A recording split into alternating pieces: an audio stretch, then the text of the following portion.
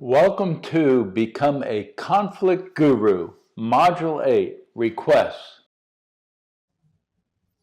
Welcome to the section on requests. We've already looked at the golden circle, the core of why, our needs, the middle one, the how, our feelings, and then the outward one, what, our observations of other people, what they're doing and saying.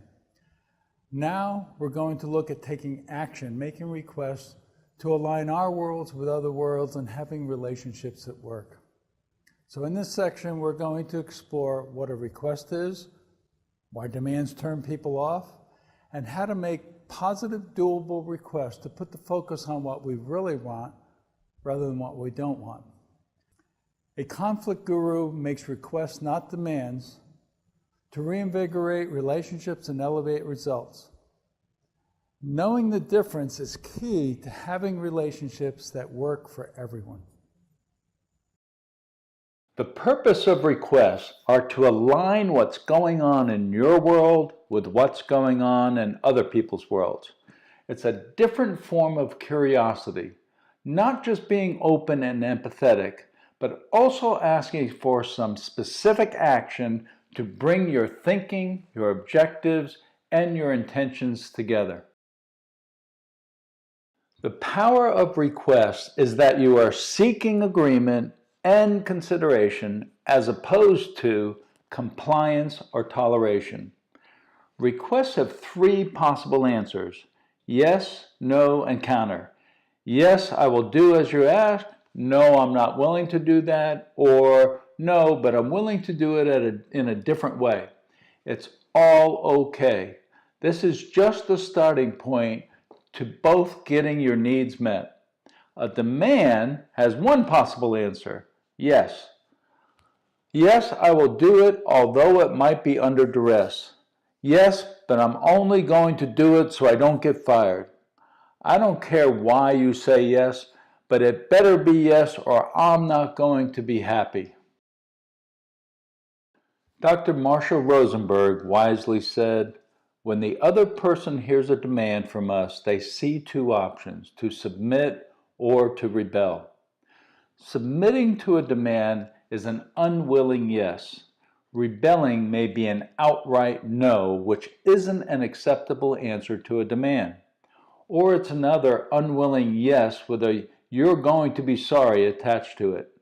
Rebelling can be overt or can show up in more discreet and subversive behavior, like showing up for work every day even though in your mind you quit last week. Either way, demands don't feel good to anyone and tend to put the regressive cycle in motion. Why is that? Because autonomy is a basic human need. The need to have a choice, to live on our own terms, and to have a say in our own life.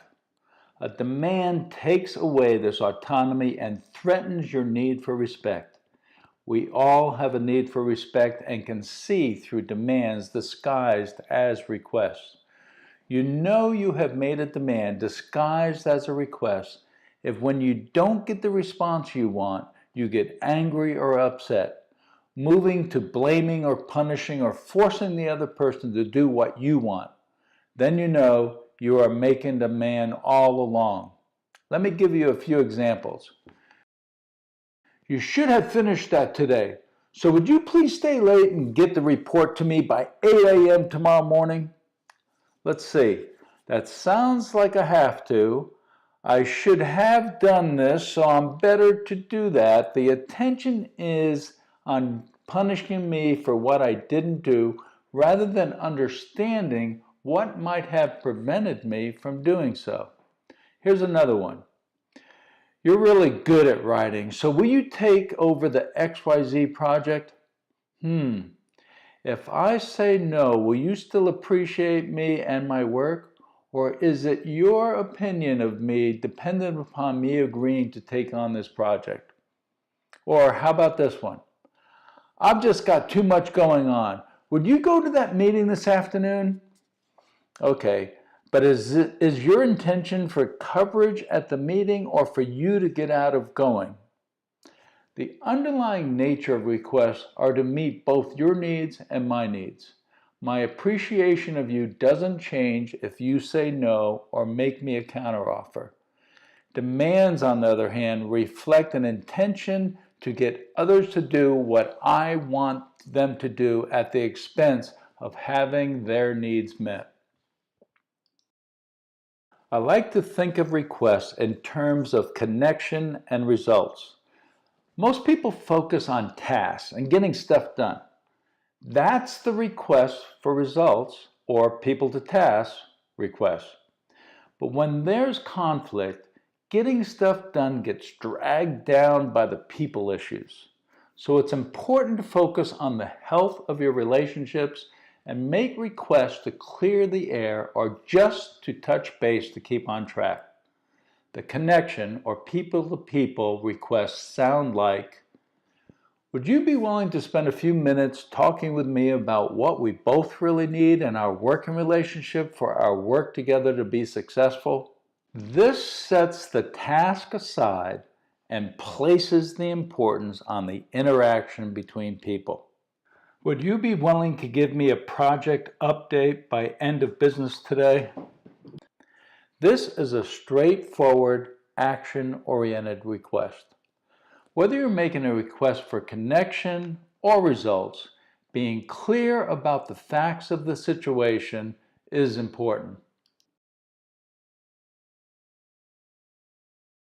Positive, doable requests, PDRs, are just that. Positive. Ask for what you need rather than what you don't need. It's hard to do a don't. I'm sure you've heard the expression, don't think about the pink rabbit, or something similar. Oh, the power of suggestion. What shade of pink? If this was an actual request, I know what I'm not supposed to do, but have no idea what to do instead. So my mind will just wander back to that fuzzy little rabbit. When you provide direction by using a negative, you are actually putting people's focus on exactly what you don't want them to do, and they will put their energy into trying not to do it. Unfortunately, this negative attention often causes the very thing you don't want to happen to be manifested. Remember, where focus goes, energy flows. So let's focus on doable. Ask for specific actions rather than vague behaviors like fair, reasonable, or helpful.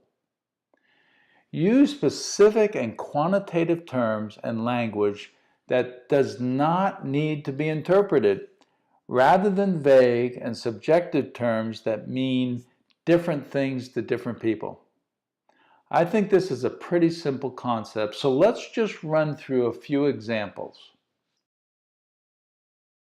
I want you to understand me. While it is positive, I'm not sure what you mean by understand me, so it's not doable. To make it doable, you could describe the action you want, like, I want you to listen without interrupting me. Next one, will you not be late to the meeting? Well, not be is not positive and late is vague. Instead, you could ask, will you be at the meeting at the 8 a.m. start time? Next one, please don't argue with me. This isn't positive or doable.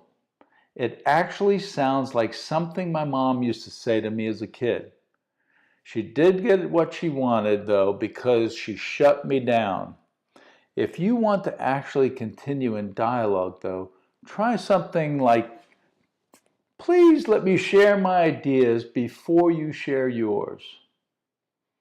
Next one, don't sabotage the team. Don't is a clear negative, and sabotage is a pretty loaded meaning. How about, can we all meet at 1 p.m. to discuss each of our roles on this team? Positive is simple. Would you do this? And doable is the specific action you'd like taken. Sometimes there's a need to build connection and other times to get results. In your workbook, I've given you 3 examples to work through to make positive, doable requests, PDRs, for connection and results. Make sure you do not blame, complain, or judge when writing in your requests, and focus on the other person's underlying needs as well as your own. Remember, we're all just trying to get our needs met with whatever we're doing. Also, make sure you don't make demands disguised as requests. Take a few minutes to give it a try, and then I'll share my ideas with you when you resume the video. Remember to be curious about feelings and needs in order to create connection. Good luck. Please pause the video now to write in your answers before going through the debrief with me. So let's go ahead and run through these PDRs for connection and results. Making requests that are both positive and doable. Number 1, a coworker is refusing to help you with a project that you both committed to work on. PDR for connection, you could ask, would you be willing to meet with me to talk about how we work together and what commitments mean to us? The request is focused on how their refusal is affecting your working relationship. PDR for results. Shifting to focus on results, you might ask, would you be willing to brainstorm with me ideas to complete the project? No blame here, just a request to explore how you can move the project forward. Number 2, your son hasn't taken the garbage out and isn't responding to you while he's playing a video game. PDR for connection. Son, would you please pause your video game long enough for us to talk? This is positive and doable and focused on talking, not the incomplete task. PDR for results. If you want to just get agreement on the task you want completed, you can ask, son, would you please put out the garbage after you are done playing your game and before 5 o'clock? I've had people who are parents of teenagers say that if their son hadn't taken out the garbage, they would just stand in front of the video game and stand there until the kid took out the garbage. They're the boss. My opinion is that people of all ages respond to respect. Making a positive, doable request supports not just your needs, but those of whom you're making a request. Otherwise, it's a demand. If this is the 3rd time your son hasn't taken out the garbage, then shift to CPR, commitment pattern relationships, and start talking about your commitments to each other. Let's do number 3. Your boss asks you to stay late at work to get a report done. PDR for connection. Before assuming that a request is actually a demand in disguise, ask questions to learn more to understand your intent. Boss, would you be willing to meet with me this afternoon and talk about your request? PDR for results. Or if you simply want clarification on the task, ask, would you be willing to talk about other ways I can get this report done without staying late, like taking the work home or letting me get help to complete it? Okay, now let's look at how making requests ties the golden circle together. Requests in the form of curiosity, wisdom access questions, and PDRs facilitate the exchange of information, setting agreements, and making commitments. What do you want people to do? How do you want them to feel about doing it? And why do you want them to do it? When you consider each aspect of human behavior and motivation and making requests accordingly, you can link your world to another's world.